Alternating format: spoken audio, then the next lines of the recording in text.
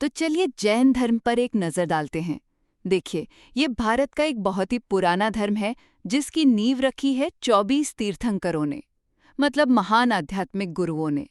और इसका जो पूरा सार है ना, वो है अहिंसा, और साथ ही इस बात पर कि आत्मा को जन्म और मृत्यु के साइकिल से, जिसे मोक्ष कहते हैं, कैसे आजाद कराया जाए।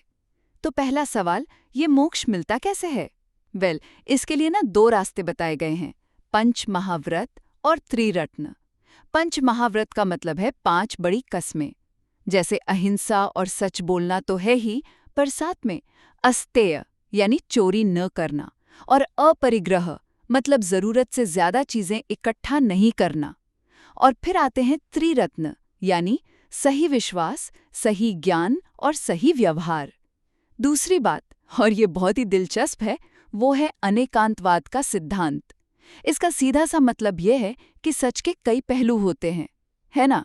कोई भी एक नजरिया अपने आप में पूरा नहीं होता।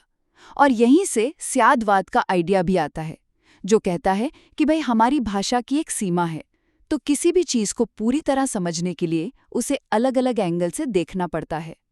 और तीसरी और आखिरी बात, जैन धर्म में ना 2 मेन ग्रुप्स हैं, श्वेतांबर और दिगंबर। ये बंटवारा हुआ था सदियों पहले एक बहुत बड़े अकाल के बाद। अब देखिए, जो दिगंबर साधु होते हैं वो त्याग के प्रतीक के तौर पर कोई कपड़े नहीं पहनते, और श्वेतांबर साधु जो हैं वो सफेद वस्त्र धारण करते हैं। इन दोनों में एक और बड़ा फर्क है, महिलाओं के मोक्ष को लेकर इनके विचार अलग अलग हैं।